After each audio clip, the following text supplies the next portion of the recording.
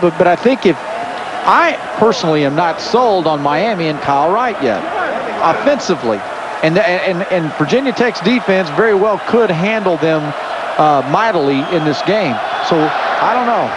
It'll be interesting. McClan, who slipped on his own 10 last time, much better effort here. And out across the 25, down to Holly. Well, guys, Rich Rodriguez has had some different kinds of quarterbacks in his patented spread offense. But he says that Pat White is the best combination.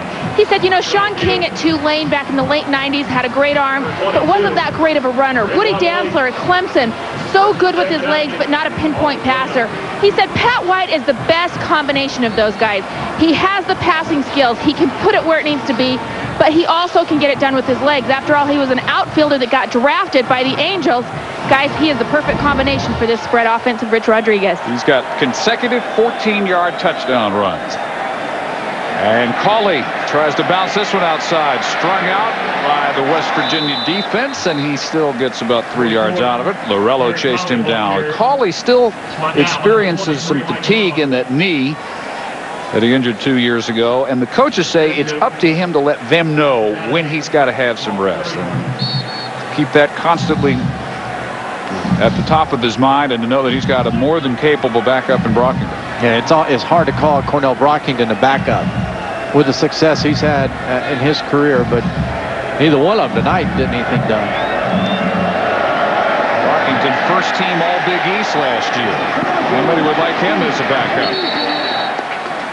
On the catch, it's the fullback Lou Allen. And it'll be third down at 4, Holly. Guys, you're talking about that devastating knee injury for Terry Cauley. He was leading the nation in running his freshman year with 601 yards in his first 3 games when he got hurt. But the coaches say what was the most devastating about that injury, it was a nerve damage injury, similar to the one that Robert Edwards had that ended his career. So it wasn't just he tore 2 ligaments. He had some severe nerve problems. They said this kid has such a heart in his chest because it took everything he had to get back on this field through rehab. Anytime he carries it, Husky fans have got to have some pride in what he's done. Brown sacked for a loss back at the 25. I think West Virginia's not smelling blood. Well, and I think what you're seeing, too, is 2 different levels of football. You know, West Virginia is really good. I've got them as an AP voter, number 12 in the country. I think they're a really good team. And so they're overpowering. They're overwhelming Connecticut right now. And I'm not surprised coming into this game. I think with a young quarterback starting on the road for the first time, we expected this. But you're seeing very nice execution right now. Jeff Noschel, the 3rd sack of the night for West Virginia. Another very short punt by Hussar. Just 25 yards. Are getting shorter as the night wears on. And as it wears on, Pat White looks better and better. Well, he has had a very interesting night here on a Wednesday night, and his legs and running the football has been quite impressive.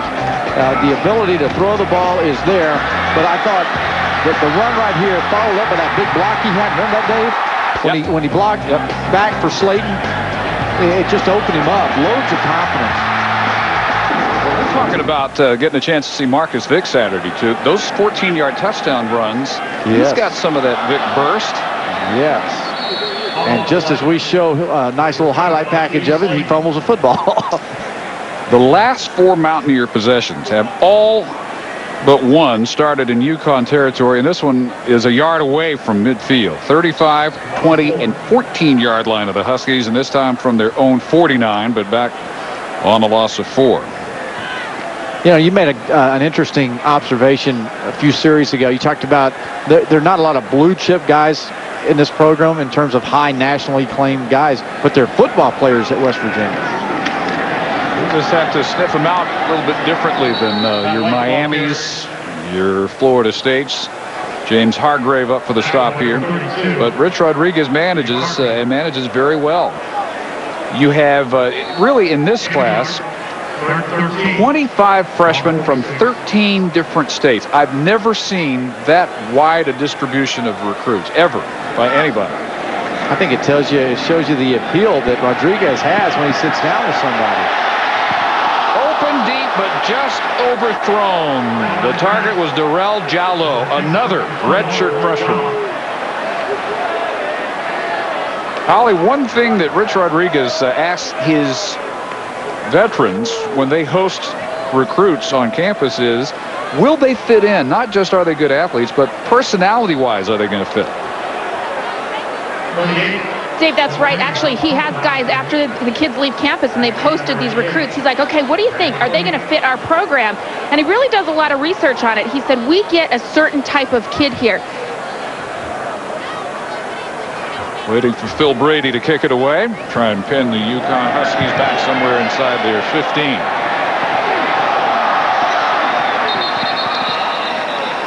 Brandon McLean, 4 yards, returning a 42-yard punt. All Mountaineers, 5:55 to go in the half. The UConn team 2 wins away from bowl eligibility, coming off a 9-win Motor City Bowl victory. But staring in the face now, 3-game losing streak. Dennis Brown, draw play calling. Fights hard just to get back to the line of scrimmage.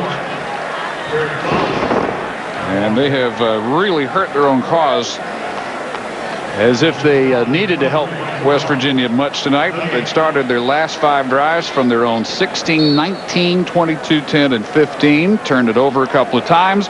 They have 0 rushing yards now on 14 carries.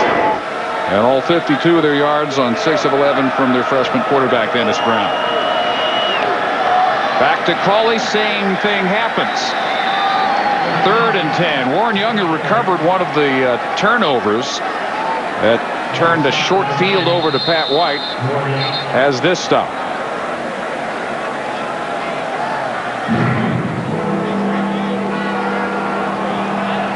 And this is a little surprising tonight. A number of folks have had to be helped off already. This is Kevin McLeod, junior weak side linebacker from nearby Uniontown, Pennsylvania. Just happens to be their leading tackler.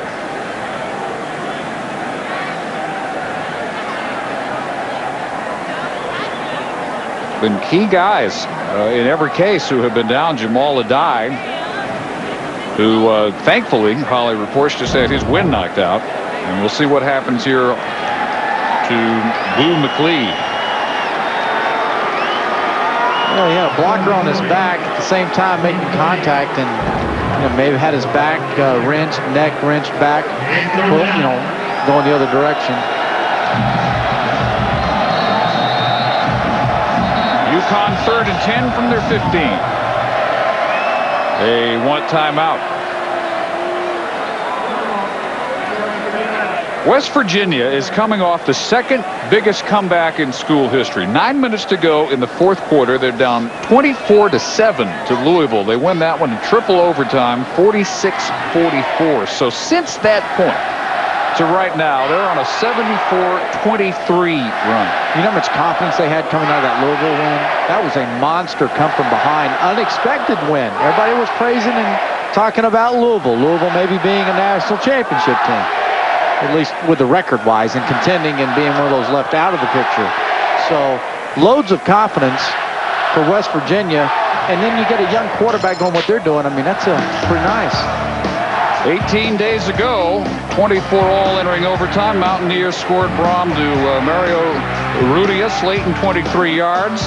Slayton again, touchdown and 2-point conversion. And finally, the game-sealing tackle on an attempted 2-point conversion by Brom to cap that amazing escape job from down 17 with 9 minutes to go in regulation. Brown going deep middle and has his man at the 35-yard line. Brandon Young for the first down. Could not have come at a better time for UConn. No, it couldn't. And you know what? That you have to take small measures of success whenever you're at a point in a game like this. And for Dennis Brown to be able to go down the field and connect with Young, Young steps up, makes a nice play, finishes it off. Looking back at that Louisville game, if West Virginia goes on to have the season that they now have set up in front of them, it's not going to be hard to trace the turning point, the tipping point, as Allen carries. You're down 17 with 9 minutes to go. You got folks leaving, and then they find out as they're driving home on the car radio what they missed. Incredible turnaround. If they lose that game, Louisville's just fine. Everybody's got a loss in the Big East.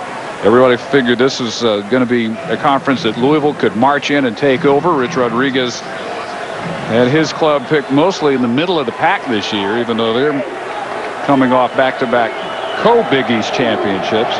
And the first time they meet in the Big East, for West Virginia to get a win like that and show up defensively again as they have tonight. Eric Wicks joining Bobby Hathaway to sack Dennis Brown. All this from the 9-minute mark of the fourth quarter of that Louisville game. And if they go on and finish 11-1, which they could, they'll look at that as where their season really came together. It was the beginning.